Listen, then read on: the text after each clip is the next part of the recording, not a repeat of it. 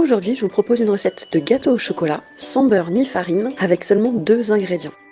Pour la liste des ingrédients pour un gâteau pour 6 personnes, il nous faudra 4 œufs et 250 g de chocolat. Chocolat noir ou au lait, c'est vous qui choisissez. Je vais quand même rajouter un petit peu de sel, donc ça fait 3 ingrédients quoi, si on compte bien. On va commencer la recette par faire fondre au micro-ondes. On y va par petites pulsions de 20 à 30 secondes. On le remue régulièrement et on le remet à fondre si besoin. Voilà, au bout de 2 fois 30 secondes, mon chocolat est fondu. Il suffit de le remuer à la spatule pour que la chaleur du saladier permette de fondre complètement mon chocolat. Lorsque le chocolat est bien fondu, dans un saladier à côté, je casse mes œufs. Je sépare les blancs des jaunes. Je mets le blanc dans un saladier et le jaune dans le chocolat. Je remue les jaunes un à un avec le chocolat fondu. Bien entendu, ça va faire épaissir un petit peu mon chocolat, voire au fil des œufs le rendre pâteux.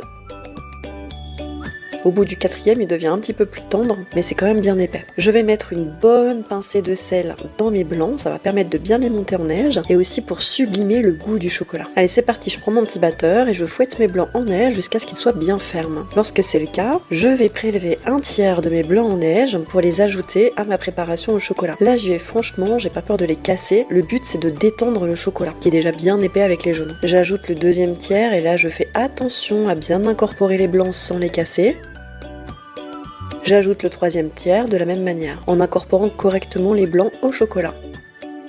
Nous avons finalement une mousse au chocolat. Vous pouvez vous arrêter là si vous voulez et laisser la mousse prendre au frigo. Ou bien, on continue sur la lancée du gâteau. On va tapisser un moule à manque avec un papier sulfurisé. Et on y glisse la préparation à l'aide d'une maryse. Je l'étale bien pour qu'il soit à la forme du moule. Et on part pour une cuisson au four à 180 degrés pendant 20 minutes. À la sortie du four, vous laissez le gâteau refroidir pendant 5 minutes avant de le démouler. 5 minutes plus tard, on voit qu'il s'est bien rétracté. Je peux le sortir sans difficulté du moule, puis du papier. Je le mets sur une assiette de service.